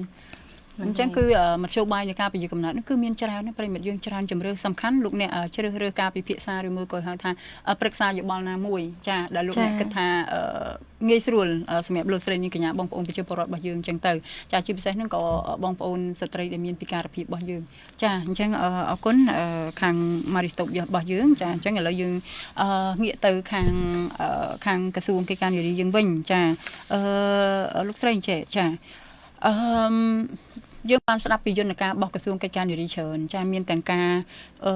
បញ្យលប្រជាពលរដ្ឋរបស់យើងចានៅតាមសហគមន៍ឲ្យគាត់បានយល់ដឹងពីការពជាកំណើតចាសារៈសំខាន់នៃការរៀបចំគម្រោងផែនការនៅក្នុងក្រុមគ្រួសាររបស់យើងគឺច្រើនគឺខាងក្រសួងគឺធ្វើច្រើនមែនទែនយុទ្ធនាការហ្នឹងចានាងខ្ញុំក៏បានចូលយុទ្ធនាការខ្លះដែរចាមួយខាងក្រសួងដូចគ្នាដែរអញ្ចឹងតើការ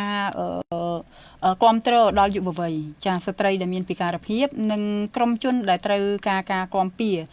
ក្នុងការទទួលសេវាសុខភាពផ្លូវពេទ្យនិងបន្តពូជជាពិសេសនេះគឺសិទ្ធិទទួលបានមធ្យោបាយពជាកំណើតនិងរំលូតដោយសុវត្ថិភាពតើផ្ដល់សារៈសំខាន់អីខ្លះចំពោះគាត់ចាព្រោះមិញយើងសួរខាងក្រុមគ្រូពេទ្យរបស់យើងឥឡូវសួរខាងក្រសួងវិញចាអញ្ជើញលោកស្រីវិជ្ជបណ្ឌិតចាតកតងជាមួយនឹងសំណួរហ្នឹងគឺតកតងជាមួយនឹងស្ត្រីដែលមានពិការភាពនិងក្រុមដែលងាយរងគ្រោះផ្សេងទៀតណាគឺចាំបាច់តែម្ដងត្រូវតែមានការគ្រប់គ្រងចឹងគ្រប់គ្រងពីដៃគូពីគ្រួសារហើយនិងសង្គមរបស់គាត់តែម្ដងដើម្បីធ្វើឲ្យគាត់មានលទ្ធភាពទទួលបាននូវសេវាសុខភាពពុជជាសុខភាពផ្លូវភេទសិទ្ធិសេវានៃការរំលឹកកូនប្រកបដោយសុវត្ថិភាពចឹងត្រូវតែមានការគ្រប់គ្រងដៃគូក៏សំខាន់ដែរជាពិសេសដៃគូដំបូងទេអ្នកដែលចិត្តស្និទ្ធបំផុតជាមួយនឹងគាត់គឺដៃគូរបស់គាត់នឹងចាអញ្ចឹងផ្ដល់សិទ្ធិឲ្យក្នុងការគាត់ធ្វើការសម្រេចចិត្តគ្រប់សិទ្ធិរបស់ស្ត្រីដែលគាត់ធ្វើការសម្រេចចិត្តហើយតមកគាត់អាចចូលរួមស្ដាប់ចឹងឬក៏ចូលរួមដូចថានៅពេលដែលស្ត្រីជួបជាមួយនឹងបុគ្គលិកសុខាភិបាលឬក៏អ្នកគ្រូពេទ្យចាគ្រូពេទ្យគឺគាត់អាចចូលរួមស្ដាប់ជាមួយគ្នាអញ្ចឹងគាត់មានការយល់ដឹងបានច្រើនជាងបុរសដែលគាត់បានចូលរួមស្ដាប់ហើយនៅពេលអញ្ចឹងពំលែកស្ត្រីដែលគាត់និយាយជាមួយដៃគូរបស់គាត់ឆាប់និយាយហើយគាត់ឆាប់ធ្វើការគ្រប់គ្រងទៅដល់ស្ត្រីដែលជាដៃគូរបស់គាត់ចាសូម្បីតែរឿងតេតងជាមួយនឹងគ្រប់គ្រងផ្នែកចិត្តសំខាន់ណាចាដៃគូចឹងបើសិនជាគ្មានការគ្រប់គ្រងផ្លូវចិត្តទេគឺការងារមិនសូវបានជោគជ័យទេចា៎ចិត្តសំខាន់មែនទែនហើយតេតងជាមួយនឹងផ្នែកហិរញ្ញវត្ថុក៏សំខាន់ដែរចានឹងការជួយដល់ដៃគូរបស់គាត់បើសិនជាយើងនិយាយពីគ្រួសារវិញក៏ដូចគ្នាដែរគ្រួសារត្រូវផ្ដល់សេរីភាពកុំបង្ខំគាត់អីចឹងណាកុំអាងថាខ្លួនឯងជាអាណាព្យាបាលជាអ្នកចិញ្ចឹមគាត់អីយើងគិតសង្កត់បិទសិទ្ធិសេរីភាពរបស់គាត់ក៏ធ្វើឲ្យគាត់មិនអាចទទួលបាននៅសិទ្ធិពេញដែរចាអញ្ចឹងចាគ្រួសារមិនត្រូវដឹងសុខទុក្ខទាំងផ្លូវកាយផ្លូវចិត្តចាទៅដល់គ្រួសារដែលថាយកចិត្តទុកដាក់សមាជិកក្នុងគ្រួសារទាំងអស់គឺតែយកចិត្តទុកដាក់ទៅគាត់ដែលជាជនមានពិការភាពក៏ងាយរងគ្រោះអីផ្សេងទៀតណាចាហើយបើសិនជាពួកគាត់ត្រូវការសេវាថែទាំសុខាភិបាលអីគឺត្រូវតែគេថាដល់អត្ថភាពឲ្យគាត់មុនគេពួកគាត់វាមានបញ្ហាហើយអញ្ចឹងបើសិនជាយើងទុកគាត់មិនយកចិត្តទុកដាក់តែជាមួយនឹងគាត់ឈឺស្កាត់ឬក៏គាត់ត្រូវការសេវាសុខាភិបាលយើងទុកគាត់ទៀតអញ្ចឹងគាត់នឹងមានបញ្ហាត្រួតណាចាពីការហើយចាត្រួតនឹងអ្វីដែលគេអត់យកចិត្តទុកដាក់ទៀតចាគាត់នឹងកាន់តែមានឈឺមកទៅជាធ្ងន់ចឹងចឹងយើងត្រូវនៅក្នុងសមាជិកគ្រួសារក៏ដូចគ្នាហើយសង្គមក៏ចូលរួមដូចគ្នាដែរគឺលើចំណុចទាំងអស់ហ្នឹងប៉ុន្តែសង្គមគួរតែបន្ថែមមួយទៀតគឺបរិយាកាសដែលអត់មានការរើសអើងដល់គាត់ចានេះគឺជាកត្តាដែលសំខាន់មែនទែនជំរាបចាសំខាន់ណាស់ចានៅក្នុងភាពដែលគាត់មានពិការភាពបើសិនជាយើង លើកទឹកចិត្តគាត់ចឹងថាគាត់មានពិការភាពមែនប៉ុន្តែគាត់ជំនាញមួយផ្សេងទៀតដែរក្នុងការជនដែលមានពិការភាពហ្នឹងអត់មានសមត្ថភាពដូចគាត់ផងចាអញ្ចឹងយើងមិនត្រូវមានការរើសអើងពួកគាត់ក៏ជាផ្នែកមួយនៅក្នុងសង្គមដែរហើយពេលខ្លះគាត់អាចជួយការងារសង្គមមួយចំនួនដែរចាដែលធ្វើឲ្យប្រទេសជាតិយើងនឹងអាចរីកចម្រើនបានទាំងអស់គ្នាបើសិនជាការតបពីការរាងកាយហ្នឹងប៉ុន្តែចំណេះជារបស់គាត់ផ្លូវចិត្តឬក៏ខួរក្បាលរបស់គាត់នឹងអាចមាន IQ ខ្ពស់ខ្លាំងជាងអ្នកដែលអត់មានពិការភាពចាខ្ញុំសង្កេតឃើញអញ្ចឹងមែនស្រីយមនិតចាហ្នឹងហើយចាការតបចាំរបស់គាត់អីហ្នឹងធ្វើគាត់នឹងរៀនមកបកកាយជាងឬក៏មានភាពដូចថាគេថា initiative idea ណាគំនិតដូចផ្ដើមណាដើមអីអាចលឿនជាងចាជាគំនិតល្អមកឲ្យអ្នកដែលមានពិការភាពដែលនឹកអត់ឃើញទៀតផងចាចឹងយើងធ្លាប់ជួបប្រទេសនៅពេលដែលយើងធ្វើជនដែលមានពិការភាពក្រសួងយើងហ្នឹងគឺដឹកនាំដល់រំទាលថ្ងៃមរកតអូនធ្លាប់ឃើញចាបងខ្លាំងណាស់ជាមួយនៅក្រុមដែលមានពិការភាពហ្នឹងចាចឹងការងារហ្នឹងបានតែបងអូនចាហើយខ្ញុំនៅក្នុងក្រុមជាមួយនឹងចាសូមអរគុណច្រើនអូនចាអរគុណដូចគ្នាលោកស្រីចំឌិតចាឥឡូវយើងងាកមកសំណួររបស់យើងវិញចាជូនដល់បងស្រីចំណានវិញចាយើងចង់ដឹងពីបទពិសោធន៍របស់បងស្រីវិញចាបទពិសោធន៍មិនដែរនៅពេលដែលបងទៅទទួលសេវាពជាកំណើតនៅ Maristop ចាបងអីគេខ្លះដែលបងគិតថាជាប្រយោជន៍ចំពោះបងណាពេលបងទៅពជាកំណើតហ្នឹងបងចាអរគុណច្រើនបងបន្ទាប់ពីខ្ញុំបានទទួលសេវានៅ Maristop ហើយគឺខ្ញុំអត់មានបារម្ភខ្លាចភ័យឬក៏មានកូនឲ្យចៃដន្យឬអីអត់អស់ហើយអាហ្នឹងអស់ហើយតែអញ្ចឹងយើងគិតទៅពីធ្វើការទៅអញ្ចឹងបងចាហើយអត្ថប្រយោជន៍មួយទៀតគឺខ្ញុំចង់ទៅបើថាចង់បានកូននេះចង់ទៅជួបគាត់កាលណាថ្ងៃណាក៏បានអាហ្នឹងគាត់ប្រាប់ខ្ញុំអញ្ចឹងហ្នឹងហើយចាអ្នកគ្រូបានប្រាប់ថាបងមានបញ្ហាអីមានចម្ងល់អីតាក់ទងទៅខាងគាត់ទៅនៅគាត់ណាត់គាត់ទៅអញ្ចឹងពេលងាយស្រួលអញ្ចឹងចានេះគឺជាសារៈប្រយោជន៍ដែលបងចំណានចាគាត់ទទួលបានពីសេវាពជាកំណើតនៅ Maristop វិញចាអញ្ចឹងបើចំពោះអ្នកគ្រូខាង Maristop វិញគិតថារាល់ថ្ងៃហ្នឹងគឺការផ្ដល់សេវារបស់ Maristop ជូនដល់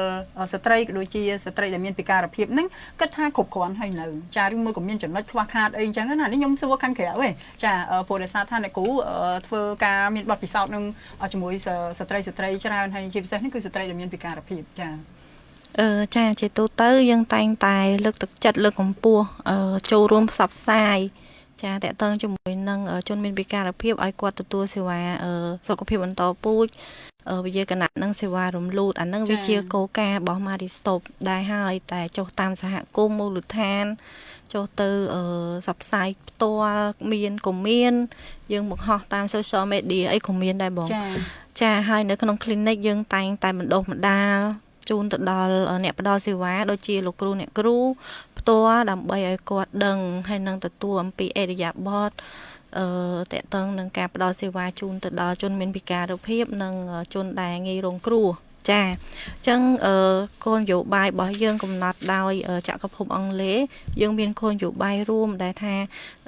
Maristop របស់យើងជាអង្គការអន្តរជាតិដែលយើងព្យាយាមផ្ដល់សេវាហើយយើងមានមណ្ឌលព័ត៌មានរបស់យើងដើម្បីគាត់ទៅទទួលសេវាហើយមានមណ្ឌលព័ត៌មានរបស់យើងសម្រាប់ការខលសួរសុខទុក្ខចាមិនថែមពីនោះទៀតទេយើងមានទាំងការសួរនាំអំពីការគាត់ទៅទទួលសេវានៅ clinic Maristop ហ្នឹងតើគាត់ទទួលបានបទពិសោធន៍អីខ្លះតើអ្នកគ្រូសម្ដីល្អអត់យកចិត្តទុកដាក់អត់មានការរើសអើងគាត់ឬក៏អត់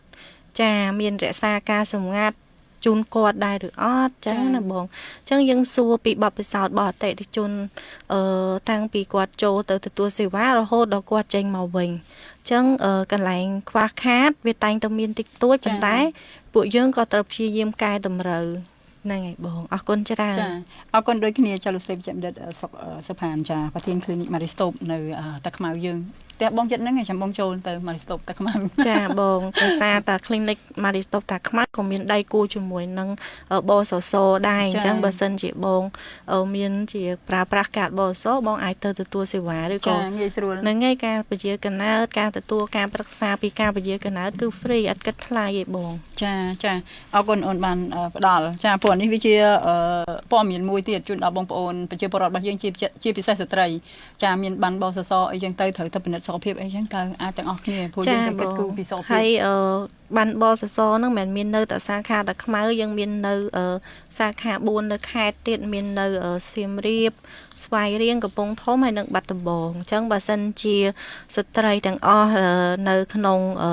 ព្រះរាជាណាចក្រកម្ពុជាបើសិនជាគាត់ចង់ទទួលការប្រឹក្សាឬក៏ចង់ដឹងពីទីតាំងរបស់ clinic Maristop ដែលនៅចិត្តទីតាំងគាត់ណាគាត់អាចនឹងឯងស្ដាប់ជាសារសម្លេងពីនឹងទៅឬក៏គាត់អាចខលទំនាក់ទំនងយើងបានដើម្បីសួររកទីតាំងឬក៏ check មើលនៅក្នុង Facebook page របស់ Maristop Cambodia អញ្ចឹងបងចាអរគុណមែនតើចាទាំងខាងតំណាង Maristop ក៏ដូចជាបងស្រីចាណានចាដែលជាអ្នកទទួលបានបទពិសោធន៍ផ្ទាល់ជាមួយនឹង Maristop ចាក៏ដូចជាលោកស្រីវិជ្ជបណ្ឌិតលេងមនីភាពចាអញ្ចឹងលោកស្រីវិជ្ជបណ្ឌិតដោយសារតែឥឡូវហ្នឹងពេលវេលារបស់យើងក៏យើងចុងម៉ោងបន្តិចហើយចាតើនៅចុងម៉ោងនេះលោកស្រីវិជ្ជបណ្ឌិតលេងមនីភាពប្រធានយុវដ្ឋានស្ត្រីនិងសុខភាពនៃក្រសួងកិច្ចការនារីមានជាអនុសាសន៍អីចាដើម្បីផ្ញើជូនចាបងប្អូនស្ត្រីរបស់យើងជាពិសេសនឹងស្ត្រីមានពិការភាពឲ្យគាត់រឹងមាំខ្លួនឯងចាក្នុងការរៀបចំគម្រោងផែនការគ្រួសាររបស់គាត់ឬមួយក៏សេវាពជាកំណើតផ្សេងចំពោះបងស្ត្រីឬមួយក៏ស្ត្រីដែលមានពិការភាពដែរចាបណ្ឌិតសំជើញចាជាចុងក្រោយគឺខ្ញុំធ្វើការ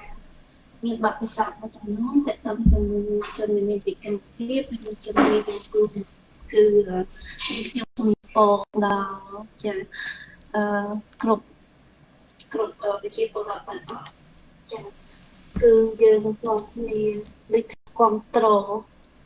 ដល់ស្ត្រីដែលមានពិការភាពនិងជនរងគ្រោះចាព្រោះពួកគាត់គឺផ្ដល់ចាំនិយាយថាផ្ដល់សិទ្ធិឲ្យគាត់សិទ្ធិមកគាត់ក៏ដូចជាសិទ្ធិរបស់គ្រប់ទៅហើយធ្វើម៉េចគឺយើងលើកកម្ពស់ឲ្យមានសមភាពសមធម៌ gender ចាសមធម៌គឺយើងសូម្បីគឺថាពីសមធម៌គឺយើងមានចិត្តមេត្តាធម៌ជនដែលមានពិការភាពនឹងចាដើម្បីឲ្យគាត់ទទួលបាននៅលទ្ធផលដែលយើងគួរទទួលបាននោះឲ្យមានលក្ខណៈដូចថាស្មើក៏មានការលើកឡើងដល់ពួកគាត់ចាគាត់បានចូលរួមនៅក្នុងការងារគ្រប់វិស័យទាំងអស់ចាថាវិស័យអប់រំសុខភាពវិស័យអប់រំចាការងារឬក៏សិទ្ធិសម្បត្តិចិត្តនៅក្នុងក្រុមគ្រួសារអីទេគឺនៅក្នុងសង្គមក្នុងអីហ្នឹងគឺគាត់ចូលរួមទាំងអស់មានអសកម្មជាមួយនឹងយើងដើម្បីយើងចូលរួមអភិវឌ្ឍសង្គមមួយដែលប្រកបទៅដោយកិច្ចអភិវឌ្ឍល្អចាហើយជាមួយគ្នានេះដែរគឺយើងធ្វើម៉េចឲ្យមានដូចថាមានសុខមង្គលនៅក្នុងគ្រួសារមានគុណភាពនៅក្នុងជីវិតល្អទទួលបាននៅការគោរពសម្ដែងរាប់អានពីដៃគូរបស់គាត់ឲ្យបានខ្លាំងមែនតើម្ដងចាហើយពាក្យស្រាប់ដែលខ្ញុំជួនជាច្រើនគឺចង់និយាយថាពិការភាពមិនមែនជាឧបសគ្គទេប៉ុន្តែយើងយកចិត្តទុកដាក់របស់យើងទាំងអស់គ្នាហើយនៅសង្គមទាំងអស់គ្នាដែលជាបញ្ហាចាយើងគួរតែនាំគ្នាចូលរួមចាផ្ដល់តម្លៃផ្ដល់ឱកាសហើយនឹងគោរពស្រឡាញ់ជនដែលមានពិការភាពឬក៏ក្រុមមានគ្រូដូចគ្នាទាំងអស់ដល់ភាពជាពិបាករបស់ពួកគាត់ទាំងអស់គ្រប់គ្នាតែចាសូមអរគុណច្រើនចាអរគុណមែនតើចាលោកស្រីវិជ្ជបណ្ឌិតចាលេងមនីភាពប្រធានយុវដ្ឋានស្ត្រីនិងសុខភាពនៃក្រសួងកិច្ចការនារីចាអញ្ចឹងអរគុណលោកស្រីយើងជំរាបលាលោកស្រីវិជ្ជបណ្ឌិតធំនេះចាប៉ុន្តែយើងក៏នៅតែបន្តចាការពិភាក្សារបស់យើងចាអរគុណជំរាបលាលោកស្រីវិជ្ជបណ្ឌិតចាអរគុណសូមជំរាបលាទាំងអស់គ្នាដែរទាំងវាគ្មិនទាំងបងការពិការហើយនិងអ្នកទស្សនាដែលបានចូលរួមស្ដាប់ទាំងអស់គ្នាចាសូមជូនពរទាំងអស់គ្នាសូមមានសេចក្តីសុខសុវត្ថិភាពហើយនឹងប្រកបដោយសេចក្តីសុខចាអរទាំងអស់ អ្នកអរគ្នាតែម្ដងចាសូមអរគុណសូមជម្រាបលា ចាជំរាបលាលោកស្រីជំរាបដូចគ្នាចាឥឡូវយើងងាកមកបងស្រីចំណានវិញចាអញ្ចឹងនៅចុងម៉ោងនេះចាបងឯងមានជាសារអីចាជូនដល់បងប្អូនប្រជាពលរដ្ឋរបស់យើងជាពិសេសស្ត្រីដែលគាត់មានពិការភាពលើកទឹកចិត្តគាត់ឲ្យគាត់មកទទួលសេវាពជាកំណើតចាឲ្យគិតគូរពីមធ្យោបាយចាឬមួយក៏រៀបចំផែនការក្នុងក្រុមគ្រួសាររបស់គាត់ឲ្យបានល្អប្រសើរថែមទៀតចាបងស្រី ចាអរគុណបងចាខ្ញុំសូមសំណូមពរដល់បងប្អូនប្រជាពលរដ្ឋទាំងអស់ជាពិសេសគឺស្ត្រីពិការភាពរបស់យើងគឺត្រូវមានភាពក្លាហានគឺផ្ដាំចេញពីខ្លួនឯងមានន័យថាឥឡូវនេះមានឪពុកម្ដាយជួយយើងលើឪពុកម្ដាយនឹងសំដៅលើរដ្ឋាភិបាលចារហូតដល់ក្រសួងខ្ញុំហៅពីលើមកខំវិញហ្នឹងហើយមានអង្គការ ចាមានរដ្ឋាភិបាលក្រសួងអង្គការនានាលោកចាំជួយយើងហើយអញ្ចឹងផ្ដាំចេញពីខ្លួនយើងទៅវិញអញ្ចឹងដើម្បីអភិវឌ្ឍខ្លួនឯងទៅបានផ្ដាំចេញពីខ្លួនយើងចាអញ្ចឹងកាលណាតែខ្លួនឯងក្លាហានខ្លួនឯងហ៊ានពុះពីហើយអញ្ចឹងលោកជួយមកក៏យើងតាមនឹងដែរអញ្ចឹងប្រទេសជាតិយើងក៏រីកចម្រើនតាមនឹងដែរចាតែយើងរីកចម្រើនប្រទេសយើងរីកចម្រើនដូចគ្នាដែរចាអរគុណចំពោះបងសេណានចាបានជំរាបជូនបងប្អូនស្ត្រីយើងជាពិសេសអ្នកដែលមានពិការភាពយើងចាប់ផ្ដើមខ្លួនយើងមានអ្នកយកចិត្តហើយយើងមានម៉ែឪយើងជួយហើយចារាជរដ្ឋាភិបាលក្រសួងអង្គការចាមានហើយសំខាន់ខ្លួនយើងត្រូវដើរទៅមុខជាមួយគ្នាដែរចាឥឡូវយើងជូននីតិទៅខាងបងអូនស្រីវិជ្ជបណ្ឌិតសុផានវិញចាប្រធាន Clinic Maristop នៅតាខ្មៅវិញចាអញ្ចឹងដោយសារយើងចង់មកណាប្រិមិត្តយើងចាអញ្ចឹងចំពោះស្ត្រីចាឬមួយក៏អ្នកដែលគាត់បងប្អូនស្ត្រីយើងមានពិការភាពគាត់អាចមានវិធីសាស្ត្រអីតាក់ទងទៅ Maristop អន្តរជាតិឬមួយក៏ទទួលការប្រឹក្សាដោយឥតគិតថ្លៃដូចថាយើងអាចជំរាបជូនរបៀបគាត់ណាមាន website មានលេខទូរស័ព្ទមានអីអញ្ចឹងទៅអញ្ជើញអូនចាអរគុណបងអញ្ចឹងនៅ Clinic Maristop យើងផ្ដល់សេវាគ្រប់ភាពជាស្ត្រីដំណាក់កាលនៃភាពជាស្ត្រីទាំងអស់ចាមិនថាអ្វីដែលគាត់ចាប់ពីគាត់មានរដូវរហូតដល់គាត់អស់រដូវចាសិក្សាទៅលើពីយុវវ័យហ្នឹងហើយនឹងគ្រប់ប្រភេទទាំងអស់ហើយយើងជាពិសេសស្ត្រីដែលគាត់មានពិការភាពចាហើយយើងអត់មានការរើសអើងរក្សាការសម្ងាត់ជូនគាត់មិនវិនិច្ឆ័យចាហ្នឹងហើយគាត់ទទួលសេវាដែរគុណភាពហើយគាត់ទៅវិញគាត់វាថាសប្បាយចិត្តក្នុងការមកទទួលសេវានៅ Clinic Maristop ទាំងអស់ចាអញ្ចឹងអ្នកទាំងអស់គ្នាដែលចង់អញ្ជើញមកទទួលសេវាហើយទទួលបាននៅបទពិសោធន៍ល្អៗដូចបងចនាដែរអញ្ចឹងក៏អាចធ្វើការខកក់ចាកក់សេវាតាមរយៈមណ្ឌលព័ត៌មាន Maristop របស់យើងដែលមានលេខទូរស័ព្ទ012 93ដើម002ឬក៏098 93ដើមនិង102ហើយយើងធ្វើការជារៀងរាល់ថ្ងៃចាប់ពីម៉ោង7ព្រឹកដល់ម៉ោង5ល្ងាចហើយមួយទៀតបើសិនជាគាត់មានដូចជា Facebook គាត់អាចតាក់ទងយើងបានតាម Facebook page Maristop Cambodia គាត់អាចផ្ញើសារចូលទៅតាម LINE Viber WhatsApp WeChat ហើយនិង Telegram ដែលមានលេខទូរស័ព្ទ093 24 08និង23មួយទៀតក៏គាត់អាចចូលទៅមើលនៅក្នុង website របស់ Maristop organization របស់កម្ពុជាផងដែរដើម្បីដឹងពីសេវានៅ Maristop ថាមានអីខ្លះអញ្ចឹងជាចុងក្រោយក៏សូមជូនពរបងស្ត្រីចាបងស្ត្រីជាបងដែលមានពិការភាពចាឲ្យគាត់ក្លាហានចានឹងឲ្យគាត់មកទទួលសេវាដោយមានទំនុកចិត្តកុំឲ្យគាត់មានភាពខ្លាចរអាថាគេអត់ទទួលរាក់ទាក់គាត់ឬក៏អត់មើលគាត់យកចិត្តទុកដាក់អីចឹងទៅបងចាអញ្ចឹងសូមឲ្យគាត់មកទទួលសេវាដែលសារនៅ Clinic Maristop យើងទទួលរាក់ទាក់គាត់យើងយកចិត្តទុកដាក់មួយគាត់យើងអត់មានភាពរើសអើងរក្សាការសម្ងាត់ជូនគាត់ទៀតចាហើយគឺយើងមានការខលសួរនាំជាមតិត្រឡប់ពីមណ្ឌលព័ត៌មានរបស់យើងផងដែរអញ្ចឹងកុំឲ្យគាត់មានការភ័យខ្លាចក្នុងការមកទទួលសេវាចានៅ Maristop មិនមែនមានតែប្រយោជន៍នឹងរំលោភដោយភាពទេយើងមានសេវាផ្សេងទៀតដូចជាការព្យាបាលជំងឺកាមរោគទាំងបុរសទាំងស្ត្រីចាពិនិត្យ មុននឹងក្រោយសម្រាលចាហើយយើងពិនិត្យស្ត្រីដែលគាត់ត្រៀមយកកូនចាដោយសារយើងផ្ដល់សេវាមធ្យោបាយវិទ្យាកំណើតហើយយើងមានពិនិត្យកញ្ចប់ស្ត្រីយកកូនត្រៀមយកកូនមុនអីចឹងទៅដើម្បីឲ្យគាត់ទទួលបាននៃកូនស្អាតឆ្លាតអីជាដើមចាឲ្យគាត់មានកូនតាមប្រាថ្នាមិនមែនតាមការចៃដន្យទេចាអរគុណច្រើនបងអរគុណដូចគ្នាចាអរគុណទាំងបងសេណានទាំងអូនវិជ្ជបណ្ឌិតសុកសុផានដែរចាបានផ្ដល់កិត្តិយសបានចូលរួមចានៅក្នុងកម្មវិធីវេទិកាតុកមូលរបស់យើងហើយនឹងខ្ញុំសង្ឃឹមជឿជាក់ថាលោកស្រីនាងកញ្ញាបងប្អូនប្រជាពលរដ្ឋរបស់យើងចាជាពិសេសនឹងស្ត្រីដែលមានពិការភាពបងប្អូនដែលមានពិការភាពបងប្អូនស្រីអាចទទួលព័ត៌មាននឹងចាបើសិនជាចង់ស្ដាប់ព័ត៌មានឬមួយក៏ការផ្សព្វផ្សាយរបស់យើងនឹងអាចចូលទៅក្នុង Facebook របស់វិទ្យុ FM 102បានដូចគ្នាចាយើងអាចស្ដាប់ឡើងវិញបានណាចាហើយអាចសាកសួរព័ត៌មានបន្ថែមទៀតព្រោះដោយសារខាង Maristop មាន Line មាន Viber មាន Telegram លេខហ្នឹងណាអូនណា0924202823ចាបងមាន Telegram ហ្នឹងហើយអញ្ចឹងគឺមានច្រើនណាអញ្ចឹងបងប្អូនបងស្ត្រីអីហ្នឹងកុំភ្លេចអាចតាក់ទងបានព្រោះ Viber Line Telegram WhatsApp អីហ្នឹងនៅក្នុងលេខទូរស័ព្ទ093240823ចាអាច save លេខហ្នឹងទុកទៅដើម្បីសួរពីព័ត៌មានផ្សេងចាពាក់ព័ន្ធនឹងសេវាពយកំណើតចានឹងការចង់បានកូនអត់យកកូនឬមួយក៏ពាក់ព័ន្ធនឹងសុខភាពរបស់ស្ត្រីភាគច្រើនចាអញ្ចឹងអាចចូលរួមទៅឬមួយក៏សាកសួរព័ត៌មានបន្ថែមអរគុណលោកស្រីនាងកញ្ញារបស់យើងដូចគ្នាចាដែលលោកអ្នកបានតាមដានស្ដាប់នៅក្នុងកម្មវិធីចាកិច្ចពិភាក្សាតុកមូលយើងនិយាយពីប្រធានបទចាការរៀបចំផែនការគ្រួសារចានឹងស្ត្រីមានពិការភាពចាថ្ងៃនេះខ្ញុំនិយាយរឿងអត់ច្បាស់ចុងមិនចេះប្រិមិត្តយើងណានិយាយលឿនពេកមើលទៅណោះចាអញ្ចឹងអរគុណមែនតើលោកអ្នកតែងតែគាំទ្រគ្រប់ទាំងការផ្សាយទាំងអស់របស់វិទ្យុ FM 102អញ្ចឹងពេលនេះខ្ញុំនារីចាបងសេណានបងស្រីវិជ្ជបណ្ឌិតសុកសុផានចាជំរាបលាពីប្រិមិត្តត្រឹមតែប៉ុណ្ណេះអរគុណចា